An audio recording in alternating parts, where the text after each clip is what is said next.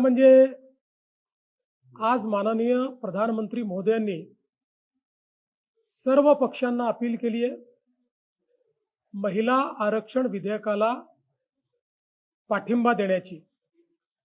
त्यावर काही प्रतिक्रिया मी देखील बघितल्या, या फार सिलेक्टिव्ह प्रतिक्रिया आहेत। याचं कारण 2023 मध्ये संविधान संशोधन करून ज्यावेळी महिला विधेयकाला मान्यता दिली, त्यावेळी 2 कंडिशन त्याच्यामध्ये टाकण्यात आलेल्या आहेत। सेन्सस पूर्ण करणं आणि सेन्सस पूर्ण करून डिलिमिटेशन करणं आणि त्यानंतर महिला विधेयक लागू करणं। त्यामुळे जोपर्यंत सेन्सस पूर्ण होत नाही आणि डिलिमिटेशन होत नाही तोपर्यंत महिला विधेयक लागू होऊ शकत नाही।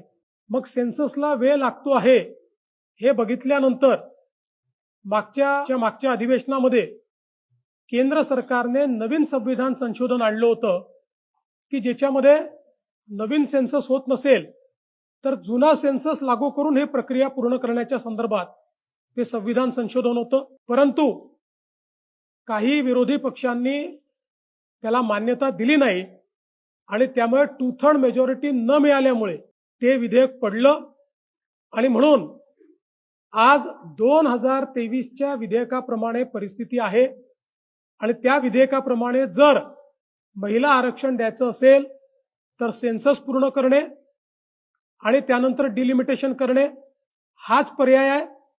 आणि त्याच्या व्यतिरिक्त जर दुसरा पर्याय पाहिजे असेल तर जे नव्याने संविधान संशोधन मांडलेलं आहे त्याला समर्थन देणं हा एकमेव पर्याय आहे। 2023ला एकमताने तुम्ही विधेयक मान्य केलं, त्यामुळे तुम्हाला माहिती आहे की त्या विधेयकात या 2 प्री कंडिशन शिवाय महिलांना आरक्षण दिलं जाऊ शकत नाही आणि ते जर द्यायचं असेल तर नवीन विधेयक आणावं लागेल। हे सगळं माहिती असताना आपल्या बोलीभाषेमध्ये येडा बनून पेढा खाणं हे बंद करा।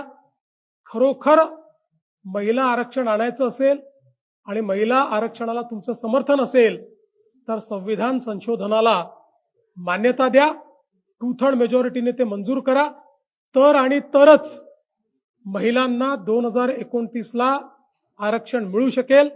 नाहीतर खायचे दात वेगळे आणि दाखवायचे दात वेगळे हे विरोधी पक्षाने करू नये।